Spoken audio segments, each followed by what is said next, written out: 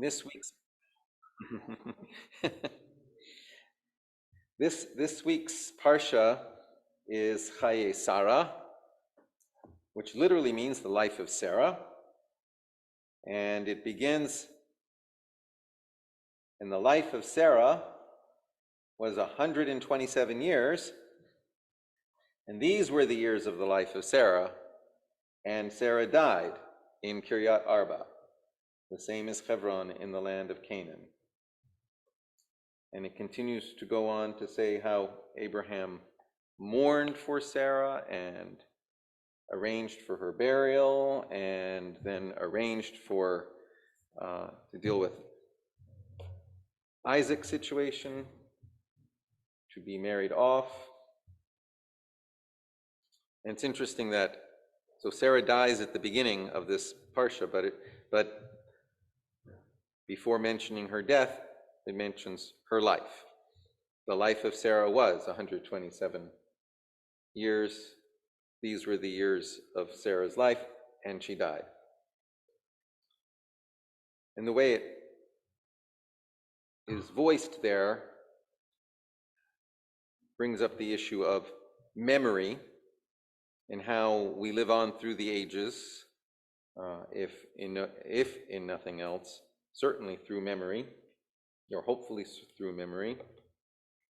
The importance of memory in Jewish tradition. And I've been thinking about memory. This week, I was asked to participate in something that had a lot to do with memory. I was asked to participate in a gathering of Torah scrolls, a gathering of Holocaust scrolls, Torah scrolls which survived the Holocaust. And in particular, I was given this opportunity, really, through Bethel, who they have a Holocaust scroll. And in fact, I have a picture of it because I couldn't bring the scroll. It's in a case. So I had to find out where it was from, too. It was from Brno. This is the Holocaust scroll that is at Bethel.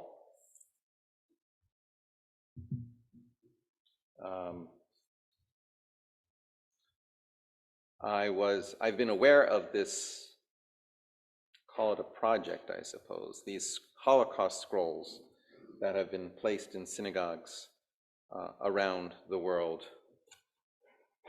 The synagogue where I grew up in Greenbelt, Maryland, Mishkan Torah, has had one for something like 50 years. And it may have been what I read from at my bar mitzvah, I'm not certain. But I want to tell you about this gathering of scrolls and about the scrolls themselves. There were 350 people gathered at Rodef Shalom in Philadelphia. 350 people from mostly from New Jersey, Pennsylvania, and Delaware, and 50 Torah scrolls. 50 Torah scrolls, all from originally what is now the Czech Republic, where they seem to be saying Czechia. The Czech Republic, 50 Torah scrolls telling a story of memory and resilience. I had no idea that there were that many of these scrolls in the New Jersey, Pennsylvania, Delaware area. The scrolls themselves date from anywhere from the 12th century to the 20th century. And the story of them is that as the Nazis started decimating and murdering Jewish communities throughout Bohemia and Moravia, which are the two major components of what is the Czech Republic, they also began collecting Jewish items for what might perhaps, I think their idea was to have an eventual museum. They systematically collected the scrolls, systematically, of course.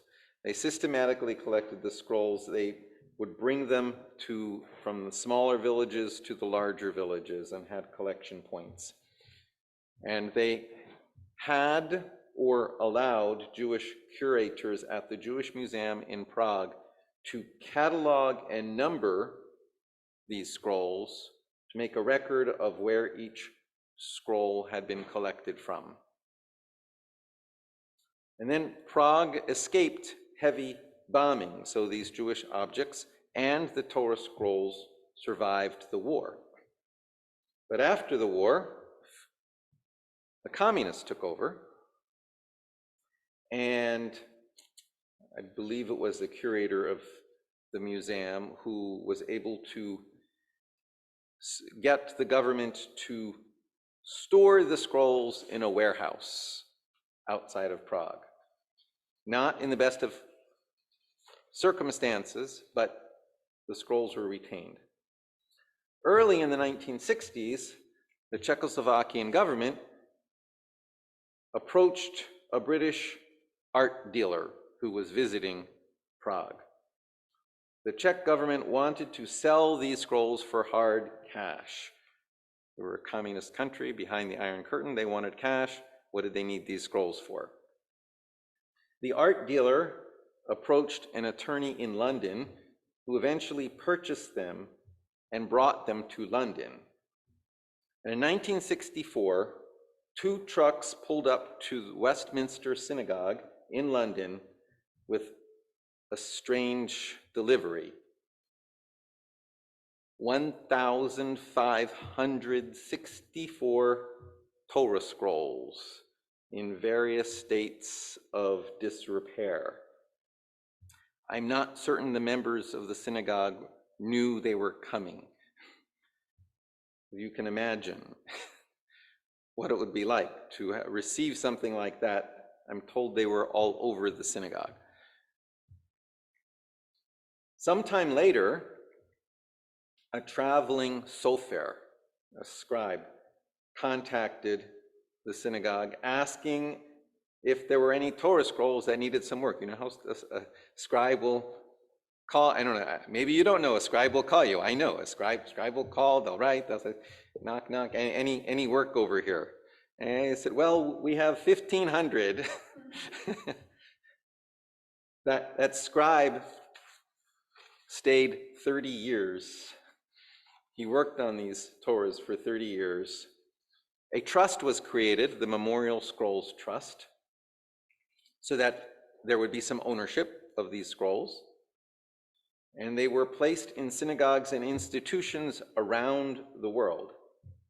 Some of them are kosher scrolls, have been brought back, have been repaired to the point that they're kosher scrolls and they can be used ritually. Others are in poor condition, but can still be used for hakafot or for education. And all are witnesses to the communities they come from, which is important because we're reaching a point in time when we have fewer and fewer human witnesses, people who can actually tell us they were there and what they saw. But these Torah scrolls still can be witnesses.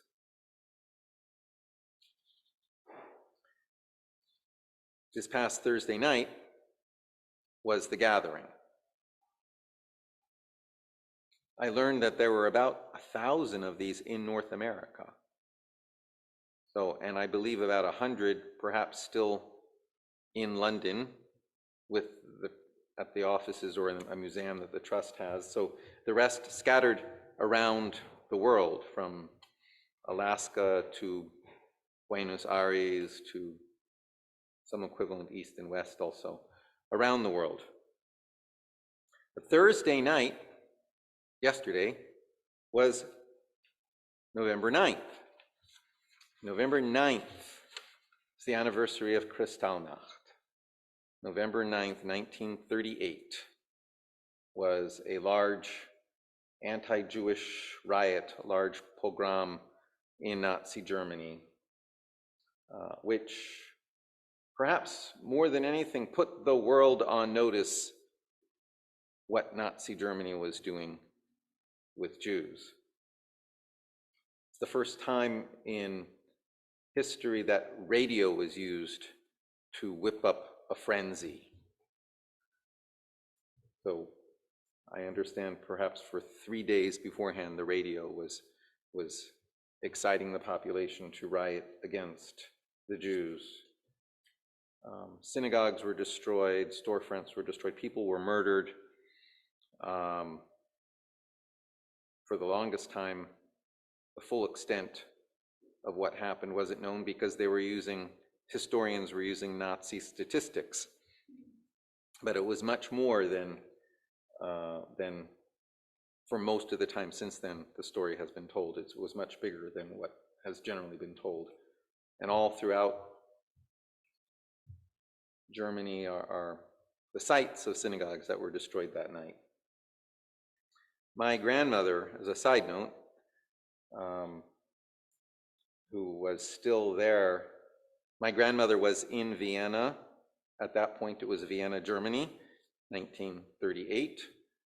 My grandfather had already gone to Turkey to secure a job so that they could get visas, but my grandmother was still there with my mother. And my grandmother told me that on the morning of November 9th, the maid came. It was not unusual for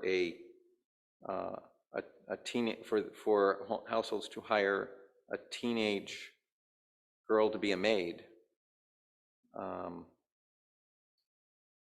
least that's how I understand it. But the maid came that morning, and she had 3 eggs, which my grandmother said was, without refrigeration, was something you usually got for immediate use. And she brought this food and said, "I wouldn't take the little one out tonight if I were you." Those small gestures, because what else could she do, really? She could hear something was going to happen, but those small gestures that my grandmother told me about have always served to remind me how not everybody in Germany was trying to collaborate or was supportive of the violence the Nazis were doing. Although that also frightens me at times, because I know that not everybody here wants to do those things either. I know that lots of people didn't know lots of other people who were willing to do what happened. The society was very divided, and social lines didn't cross over that divide at times. Be that as it may. This past Thursday was the anniversary of Kristallnacht. So that was the setting for this gathering at Road of Shalom. And the ceremony began with a procession of all the Torahs from the back of the sanctuary up to the bima. And the Torah scrolls were placed on tables and on chairs in front of the gathering of 350 people. And there was music, and there was the telling of the story of the Torahs, and there was the telling of the story of the Jewish community of Bohemia and Moravia, and there was a shofar blowing, and the Torahs were taken on a hakafa around the sanctuary, and there was the saying of Kaddish. And after the ceremony, the Torah scrolls remained on the bima so people could come up and see them more closely, visit with them. And many were labeled as to where they were from and where they now resided. And I found myself face to face with a Torah scroll from a little town in eastern Bohemia where my great-grandfather was born and where I understand my own family lived for a couple centuries, the town of Hermanów Miasteczk in Bohemia. So holding the Etzei Chaim, the handles of the Torah scroll that was in the synagogue, the one synagogue that was in the town where my family came from, was startling. I don't know quite what word to use, but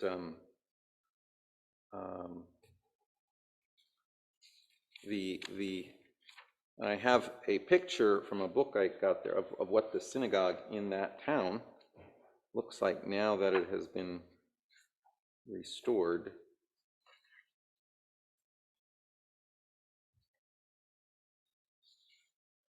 It's actually pretty stunning.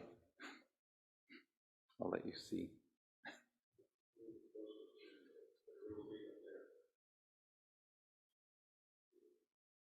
Yeah. Yeah. So,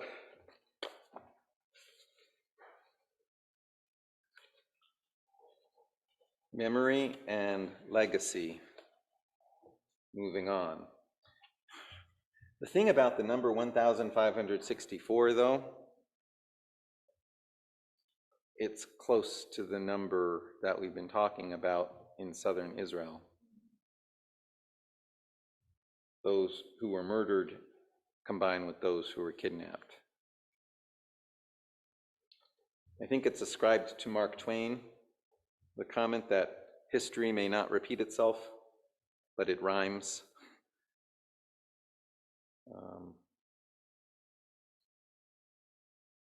But while holding on to the memory, the legacy we make of it has to be one of life and resilience and continuing to tell the story. Life, resilience, and continuing to tell the story of the Jewish people and its teachings in all its diversity and splendor. So I actually want to conclude by going to a different part of Jewish experience and mentioning that this Sunday night, Monday, is Sigid. Sigid. S-I-G-D. It's probably the oldest, newest Jewish holiday you've never heard of. Sigid is an Ethiopian Jewish holiday. It is based on something in the book of Nehemiah, and it is observed. It is something like a combination of Shavuot, which features the giving of the Torah, and Yom Kippur, which is atonement and forgiveness. Shavuot, the establishment of covenant, and Yom Kippur, the repair of covenant. In Ethiopia, it was observed with fasting and then celebration. They would climb a particular mountain and reaffirm Torah. And most Ethiopian Jews now are living in Israel. So the practice has become for them to gather, to fast and gather at the Kotel, gather at the Western Wall, and then to walk out of the city up one of the hills off to the side up to an overlook point and look down on the city of Jerusalem. And in 2000, 2017 or 2018, it became another official holiday of the State of Israel. So Sigid is now a national holiday in Israel, which to my way of thinking, to my mind, makes it likely that at some point we will be hearing more about Sigid. Sigid will start spreading into the diaspora, and it will be a new cause for us to celebrate. So the last time I was in Israel in 2018, I was there on Sigid, and it was the first year that it was an official holiday. And it definitely was making an impression there.